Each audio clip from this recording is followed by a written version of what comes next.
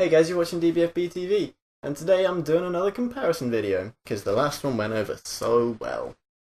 So you might notice that this time, the title screen says, a not so relevant comparison. Because this time, get this right, this time, the games are actually kinda comparable. I know, right? Making steps in the right direction, eh? So in this video, I'm going to be comparing Street Fighter 4 and Soul Calibre 5. Now some people might say that I should use Super Street Fighter 4 instead, because Soul Calibur 5 released in 2012, whereas Street Fighter released in 2008. But Super Street Fighter 4 released in 2010, which would make the comparison a little bit more fair. But you know, I don't own Super Street Fighter 4, and to buy it would probably cost, I don't know, around about a tenner. And if we're looking at it from an economic standpoint, it'd be like spending a quid for every view I get. And now, while I'm not saying that wouldn't be worth it, it just really isn't worth it. So in this episode, instead of just jabbering on in an unorderly fashion, I'm going to be establishing a little bit of a format for in case I ever want to revisit this kind of video. And you know, make a little bit of a series out of it. Whatever. So from now on, these videos are going to go intro, gameplay, characters and enemies, story, multiplayer, achievements, and finally conclusion. Or Big Smack for short. Intro obviously is pretty self-explanatory. Gameplay is where I'll talk about the single player gameplay. Characters and enemies obviously is where I'm going to talk about the characters and the enemies. In story I'll give sort of a general overview of the story without going into any major spoilers, and get a little bit about how it's presented, that sort of thing. In multiplayer I'll go over whatever multiplayer the game has. Achievements probably won't be a massive section, because I'm not really that into achievements, or trophies, whatever you want to call them, but some people are, so I thought I'd include it anyway. And in conclusion, I'll basically give my opinions on the games, and say which one I think is ultimately better. But obviously this is still early days, so this could very well change in the future. So, intro. God, it feels weird introducing an intro.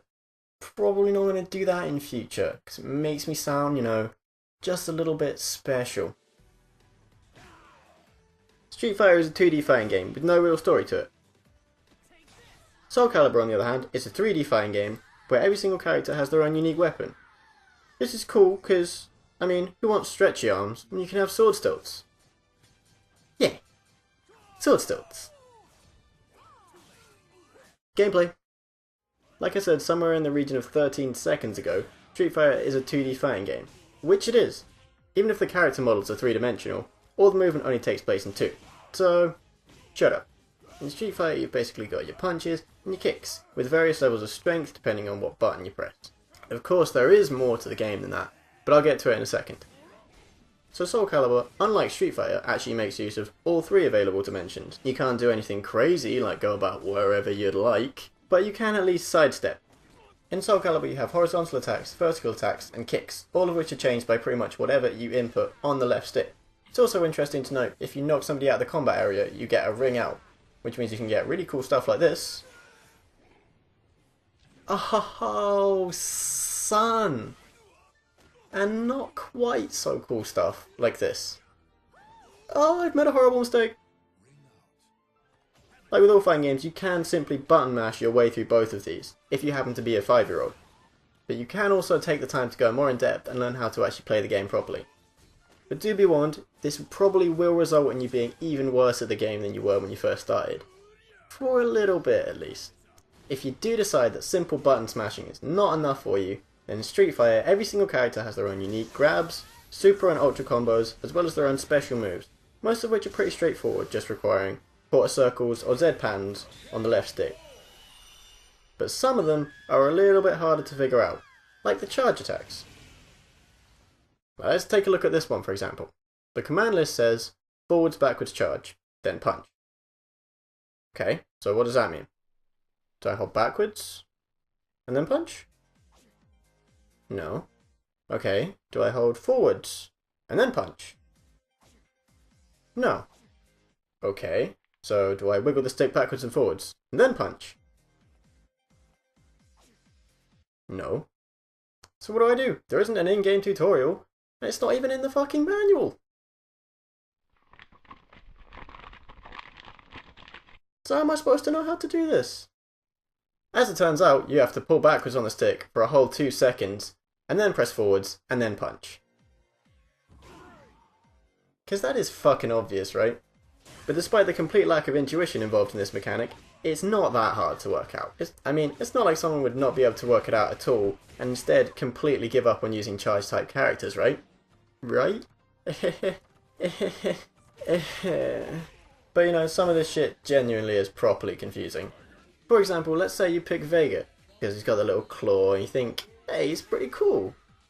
So you start a fight, you jump around a bit, do your kicks, do your punches. You're like, okay, quite like him. Let's take a look at his command level. What the fuck is that shit? Backwards, diagonal, forward charge, and kick, and wall jump, and Barcelona surprise or something? What the fuck is that? How am I supposed to do that?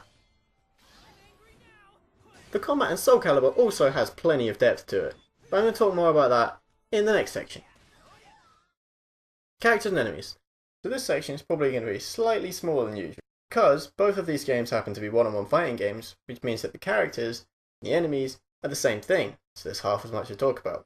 See how that works? In Street Fighter, you start with 16 characters, and I assume you unlock more by beating the game with those 16 characters. The characters in Street Fighter can be categorized into medium, light, and heavy, based on things like their speed and damage.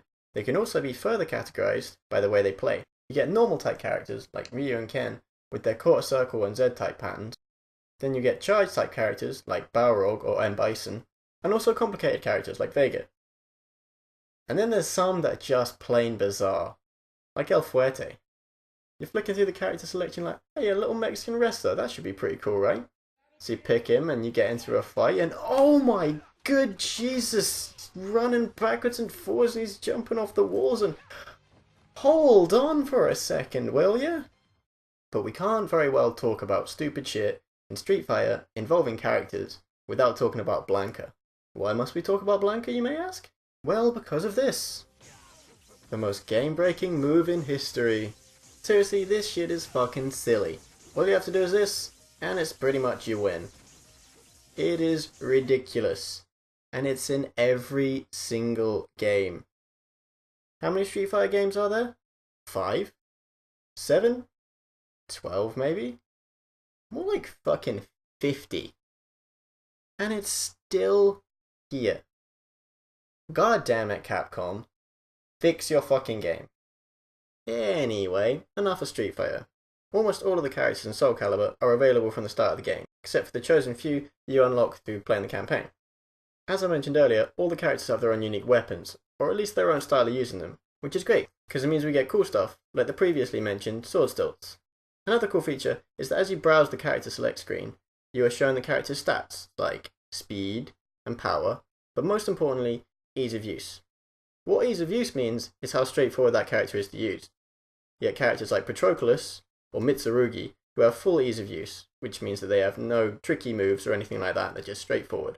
But then you also get characters like Zwei, who have slightly less than full ease of use, because he has his little werewolf, which basically just follows up your attacks. Nothing too mind-blowing, but it does take a little more thought in order to use them to their full effectiveness. But then you also get characters like Viola, who are really super complex to use properly because her moves depend on where her little crystal ball is, and it's so difficult to orientate yourself that it's just not worth using her. Story. So as I said, Street Fighter doesn't have any real story, so I suppose the logical place to start would be Soul Calibur, because even if it's hardly a groundbreaking piece of writing, at least it's there. In Soul Calibur, you spend most of the game playing as a whiny little prick called Patroclus, who's trying to find his little sister called Pyrrha, who was abducted by a Malfested, who are basically the game's bad guys. Along the way, you meet a bunch of guys, and they tell you, hey, this sword is called Soul Calibur, you're supposed to use it. Go take it, go destroy Soul Edge. And Soul Calibur is basically the good sword, and Soul Edge is basically the bad sword. That's pretty much the game in a nutshell. Of course, there's details I'm missing out, plenty of them, but it just isn't that important, damn it. In Street Fighter, the story is not really a story. It's actually an arcade mode, where you pick one character at the start, say Sagat, and then you fight your way through 5 or 6 randomly selected opponents. And then after that, you fight your rival, who in Sagat's case is Ryu. after you fight your rival, you might as well just put your controller down and fuck off. Because after that comes Seth. Whichever character you use, ultimately you're going to end up fighting Seth. And he's fucking ridiculous. For whatever reason, the developers of this game decided to ramp up the difficulty like tenfold when you get here. When I came back to this game to get the footage, I was like, hey, let's be adventurous, let's play arcade mode on medium. And I'm not gonna lie, it was pretty smooth sailing. I used one continue all the way up to getting to Seth. At which point, he beat my ass to a bloody pulp for the best part of half an hour. In the end, I decided to just drop the difficulty down. And fair enough, there are actually 3 difficulties below medium. But unfortunately, you have to exit arcade mode in order to get to it, which means that you have to start all the way over from the beginning again. Soul Calibur has a similar thing going on when you have to fight one of the game's main bad guys called Nightmare, with a vampire looking guy called Zwei, who is apparently a werewolf because he has this companion which is a bit like a disc with a head and arms. The reason this is similar is because it's so much harder than anything before. I think this battle alone took me probably as long as the rest of the game up to that point. It's not just hard because the AI difficulty is ramped up, but it also feels like you have a handicap, when none of your moves seem to do any damage, and he can seemingly batter you out of existence in just a few hits. But if you do persevere and get to know what moves work well, you can eventually beat him, and it's very satisfying. But dropping the difficulty down 3 pegs in order to beat Seth kinda isn't. Pro tip, making your game ridiculously difficult is not a good way to extend the playtime. It's like they were sitting there thinking, well, so far, the runtime on our campaign is about 25 minutes. What on earth should we do? Ah, fuck it. Just stick another guy on the end of it and ramp the difficulty up. That'll do. No, it's fucking dumb. But despite how difficult it is, I did actually almost properly beat him once. It was partway into the final round. We both had about half our health left, and my ultra bar was dangerously close to being full. So I started backing off and blocking, just to top it up that last little bit. Then I crouched in the corner, and waited for an opening. And then there it was. Quarter circle, left trigger, Tiger Destruction has been unleashed. I began hurtling towards him with my knee out in front of me, ready to knock him straight into Street Fighter V. And then...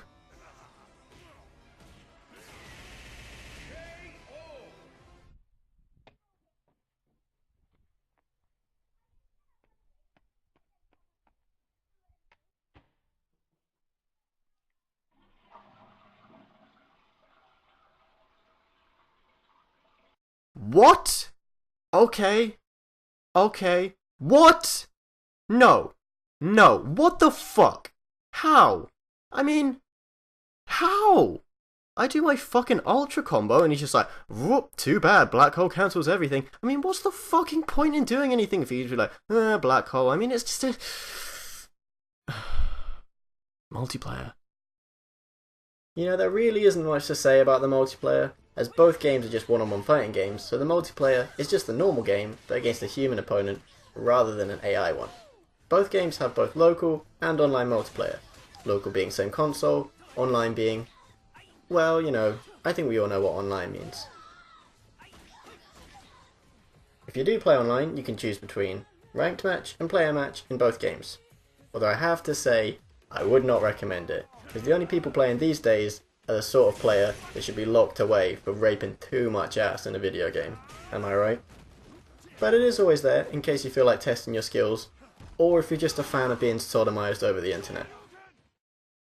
Achievements! I have to say the achievements in both games are pretty shit. I don't expect a game to just throw achievements at me, but I do feel like I should be at least regularly rewarded whilst I'm playing, or they should at least be fun to get. Unfortunately, these games are neither of these. Before coming back to Street Fighter, I had a grand total of 2 achievements. After playing some more, I now have 3. And in Soul Calibur, I only have 8, almost all of which I just got for doing the campaign. The amount I've played each game, I should really have more. And as for the achievements being fun, they really fucking aren't. And they're really just a grind, and they don't make you want to do them. Both games probably could be perfected, but it would take a lot of time and effort, and it really would not be fun. Conclusion. So what do I think of the 2 games? Well, Soul Calibur's cool, and Street Fighter fucking sucks balls. Nah, I'm just kidding. I quite like both games, and they do both definitely have their own advantages. I feel like Soul Calibur is a better long-term game because there's so much depth to each character that it would take a lot of playing just to see everything that the game has to offer, whereas I get bored of Street Fighter after about 20 minutes. But I do prefer Street Fighter's art style, and I have to say it's a better game for playing with friends, as it's more accessible than Soul Calibur. But if I did have to pick one to play, I'd probably say, meh, fuck it. I'm just gonna play Super Smash Bros. I'm actually quite good at that game. Anyway, thanks very much for watching, guys. I really hope you enjoyed the video. If you did, please give a like or a comment, just to let me know. Also, maybe check out my Devil May Cry vs Dante's Inferno, because you might like that one too. And some people say it's pretty good, but it doesn't really fuss me if you do or don't, so don't worry about it. Anyway, see you guys next time.